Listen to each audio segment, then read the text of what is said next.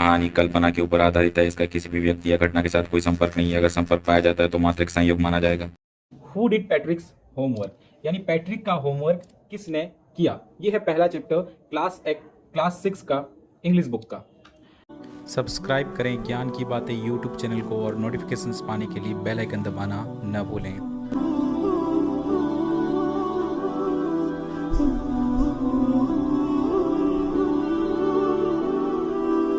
Patrick never did homework, Patrick अपना homework नहीं करता था। टू बोरिंग, बिकॉज उसको बहुत बोरिंग लगता था। He said he played hockey and basketball and Nintendo instead, यानी वो उसको ये चीज बोरिंग लगता था बहुत होमवर्क करना। सो दैट्स वाई वो हॉकी खेलता था, बास्केटबॉल खेलता था और निंटेंडो कोई गेम था वो भी खेलता था। इंस्टीड, इन सब के बदले में, इंस्टीड मतलब इन सब के बावजूद, इन सब के बदले में वो, मतलब पढ़ाई के बदले में वो हॉकी, बास्केटबॉल और निंटेंडो वगैरह खेलता था। हिज टीचर्स टोल्ड हिम, उसके टीचर्स ने उसको कहा, पैट्रिक डू योर होमवर्क और you want learn a thing, अगर तुम अपना होमवर्क नहीं करते हो तो तुम कुछ भी सीख नहीं पाओगे। And it's true, sometimes he did feel like an ignoramus, हमेशा वो अपने आप को एक इग्नोरेमस फील करता था, क्योंकि वो होमवर्क नहीं करता था। तो जब बाकी बच्चे लोग होमवर्क कर देते थे, सब लोग दिखाते थे, तो अपने आप को गधा समझता था कि मुझे कुछ आता ही नहीं है, मैंने होमवर्क किया नहीं है, मुझे कुछ आता ही नहीं है, अपने आप को इग्नोरेमस समझता था। ठीक है, इग्नोरेमस का मतलब है ignorant person who lakhs education, जो पढ़ा लिखा नहीं होता, जो मूर्ख होता है। ठीक है, then one day he found his cat playing with a little doll and he grabbed it away, उसने देखा कि उनके जो एक कैट है वो किसी लिटिल डॉल के साथ खेल रही थी, जिसको इसने ग्रैब्ड इट अवे, इसको छीन लिया। To his surprise it wasn't a doll, तो सरप्राइज उसमें ये हो गया वो कि वो डॉल नहीं था जिसके साथ वो खेल रही थी। तो डॉल अगर वो नहीं था तो वो था क्या, but a man of the tiniest size, वो एक मैन था जो कि टाइनीएस्ट साइज का था। टाइनीएस्ट मतलब छोटे से छोटा साइज का था, बहुत ही छोटा साइज का था। He had a little wool shirt with old fashion breaches, उसने एक ऊल का शर्ट पहना था जो कि ओल्ड फैशन था, पुराने फैशन का वो शर्ट था। विथ ब्रीचेस, ब्रीचेस मतलब ब्रीचेस और short trousers, the writer here spells it for fun to rhyme with the word witches. ठीक है, ब्रीचेस क्या होता है, शॉर्ट ट्राउजर होता है। ठीक है, तो उसने ओल्ड फैशन शर्ट पहना था विथ उसने वूल शर्ट पहना था विथ ओल्ड फैशन ब्रीचेस।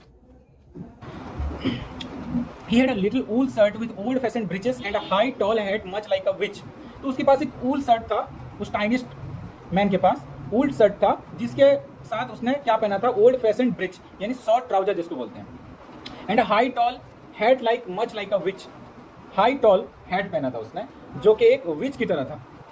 ठीक है, he yelled save me don't give me back to that cat, उसने बोला कि मुझे उस कैट के पास मत दो, मुझे बचा लो, मुझे बचा लो। I will grant you a wish, और मैं तुम्हारा एक विश पूरा कर दूंगा। आई प्रॉमिस यू दैट, मैं तुमसे वादा करता हूं कि मैं तुम्हारा विश पूरा कर दूंगा। Patrick couldn't believe how lucky he was, Patrick believe नहीं कर सका कि वो कितना लकी था।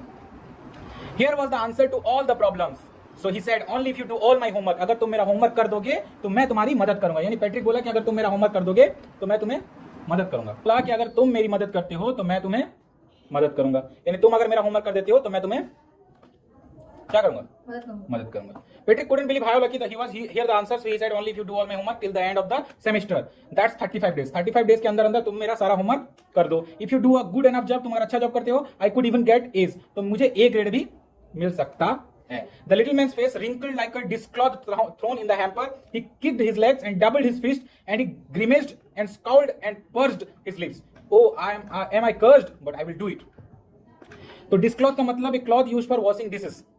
ठीक है, तो जिससे डिश वॉश करने के लिए जो क्लॉथ होता है वो जिस तरह हो जाता है रिंकल्ड वाला, उसी तरीके से ये जो इसका लिटिल मैन का जो फेस था उस तरह से हो गया। ठीक है, hamper, basket with a lid.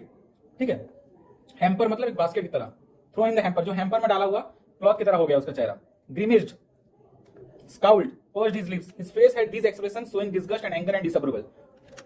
Showing disgust anger यानी वो बहुत ही गुस्सा हो गया जब उसने सुना कि उसका होमवर्क करने के लिए वो बोल रहा है, तो वो बहुत गुस्सा हो गया। And true to his word that little elf began to do Patrick's homework, Patrick का होमवर्क करना उसने शुरू कर दिया। Except there was one glitch, एक प्रॉब्लम हो गया था।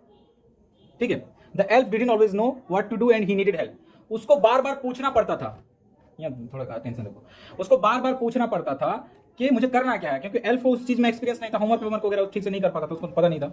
सो उसको पूछना पड़ता था बार बार कि मुझे करना क्या है।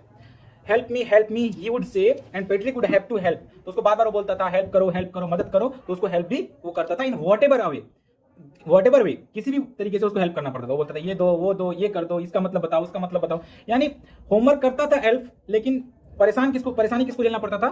पैट्रिक को. I don't know his word. The elf squeaked while reading Patrick's homework. Get me a dictionary. उसको बोला मुझे डिक्शनरी ला के दो. No words even better. Look up the word and sound it out by each letter. तुम इस word को देखो और पढ़ के सुनाओ मुझे. each letter पढ़ के सुनाओ. When it came to maths का जब बात आता था, Patrick was out of luck. What are times table? तो the elf shrieked. तो टाइम टेबल देख के वो परेशान हो गया. एल्फ चिल्लाने लगा. We elves never need that. हमें तो कोई टाइम टेबल का जरूरत ही नहीं है. And addition and subtraction and division and fractions, ये क्या है? Addition, subtraction, division, fraction.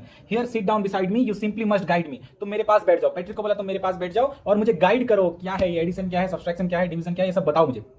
Elves know nothing of human history. Human के बारे में उसको एल्फ को कुछ भी नहीं पता था. To them it's a mystery. इसके लिए एक रहस्य था. वो सब छोड़. To them it's a history. उसके लिए एक क्या था?